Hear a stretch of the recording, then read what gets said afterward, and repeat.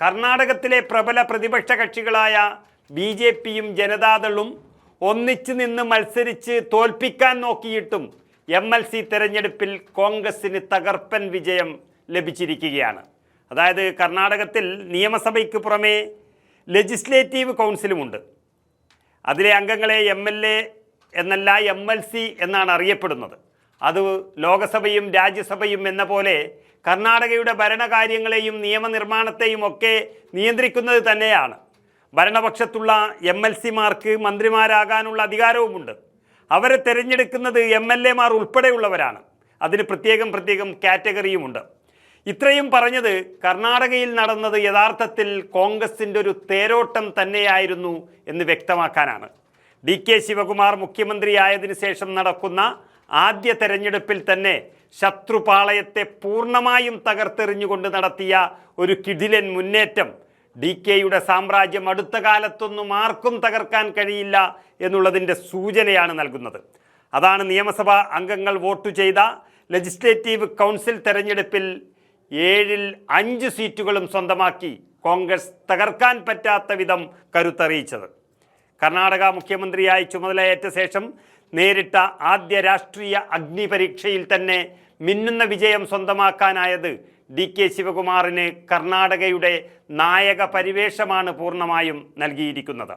കോൺഗ്രസിൻ്റെ മുന്നേറ്റം എന്നതിലുപരി പ്രതിപക്ഷ പാർട്ടികൾ ദിനം പ്രതി തകർന്നു പോകുന്നൊരു കാഴ്ചയാണ് കർണാടകയിൽ കാണുന്നത്. അതിൻ്റെ ഭാഗമായി പ്രതിപക്ഷ നിരയിലുണ്ടായ വലിയ വോട്ട് ചോർച്ചയാണ് കോൺഗ്രസിന് മിന്നുന്ന വിജയം സമ്മാനിച്ചത്.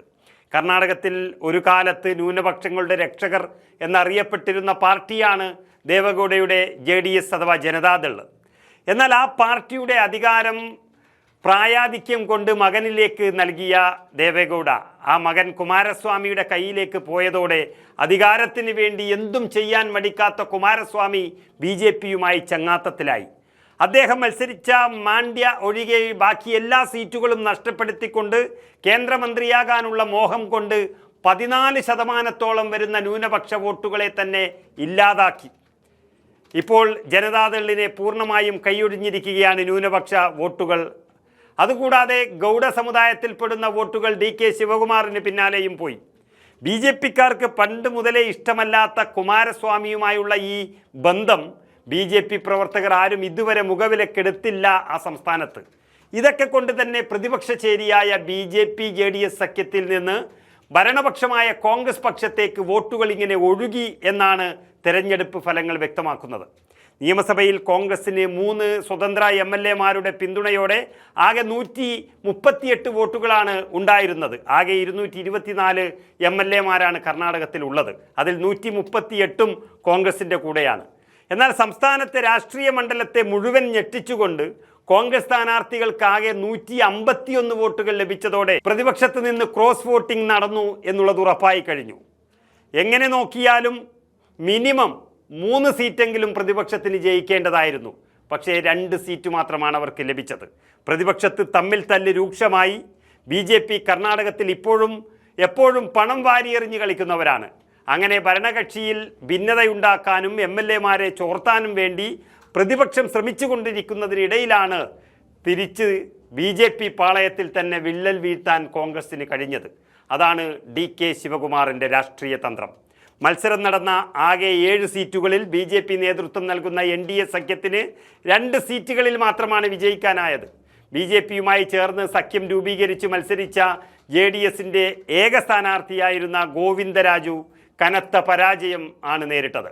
BJPയുടെ വോട്ടുകളിൽ 7ഓളം വോട്ടുകളുടെ വലിയ കുറവാണുണ്ടായത്. 18ഓളം MLA-മാരുടെ വോട്ടുകൾ പ്രതീക്ഷിച്ച JDS സ്ഥാനാർത്ഥിക്ക് വെറും 14 വോട്ടുകൾ മാത്രമാണ് BJPയിൽ നിന്നും ലഭിച്ചത്. പ്രതിപക്ഷം ഇപ്പോൾ BJP ഒറ്റക്കല്ല, JDS മുന്നണിയാണ്. ആ മുന്നണിയെ തകർത്തു കളഞ്ഞതും അവർക്കിടയിൽ തമ്മിൽ തല്ല് രൂക്ഷമാക്കിയതും കോൺഗ്രസ് യുഗം തന്നെ പിറന്നിരിക്കുകയാണ് യഥാർത്ഥത്തിൽ കർണാടകയിൽ എന്ന് പറയാം. കോൺഗ്രസ് സ്ഥാനാർത്ഥികളുടെ വൻ വിജയം പാർട്ടിക്ക് പൊതുവിലും ഹൈക്കമാൻഡിന് പ്രത്യേകിച്ചും വലിയ ആശ്വാസമാണ് നൽകിയിരിക്കുന്നത്. കർണാടകയിൽ BJPക്ക് അവരുടെ അടിത്തറ നഷ്ടപ്പെടുന്നതിൻ്റെ ഒരു ഉദാഹരണമായിട്ടാണ് ഇതിനെ കാണുന്നത്. സർക്കാരിൻ്റെ ജനക്ഷേമ നയങ്ങൾക്കുള്ള ജനപ്രതിനിധികളുടെ പരസ്യമായ പിന്തുണയാണ് ഈ വിജയത്തിൻ്റെ പിന്നിലെന്ന് അഭിപ്രായം ഉയർന്നതോടെ ഈ വരുന്ന 2028 തെരഞ്ഞെടുപ്പ് നടക്കാനിരിക്കുന്ന കർണാടകയിൽ ഇത് വലിയൊരു ആശ്വാസം തന്നെയാണ് കോൺഗ്രസിനെ സംബന്ധിച്ചിടത്തോളം. നിയമസഭാ കൗൺസിൽ തെരഞ്ഞെടുപ്പിലെ ഈ മിന്നുന്ന വിജയം ഭരണഘടനയിലെ പുതിയ ഭേദഗതികൾക്കും നിയമനിർമ്മാണങ്ങൾക്കും കോൺഗ്രസിന് വലിയ ആത്മവിശ്വാസം നൽകുകയാണ്. ഉപരിസഭയിൽ കൂടുതൽ സീറ്റുകൾ നേടുക എന്നത് ഏത് ഭൂരിപക്ഷ സർക്കാരിൻ്റെയും സുഗമമായ പ്രവർത്തനത്തിന് ഗുണം ചെയ്യുമെന്നിരിക്കെ BJPക്ക് വലിയ നഷ്ടം തന്നെയാണിത്. അതുവഴി പ്രതിപക്ഷ നിരയിലെ വോട്ട് ചോർച്ച BJP കർണാടക ഘടകത്തിൽ വരും നാളുകളിൽ വലിയ കോലാഹലങ്ങൾക്ക് കാരണമാകുമെന്നതും തെരഞ്ഞെടുപ്പിനെ നേരിടുന്ന BJPക്ക് കാര്യങ്ങൾ അത്ര എളുപ്പമല്ല എന്ന സൂചന കൂടിയാണ് ഇത്.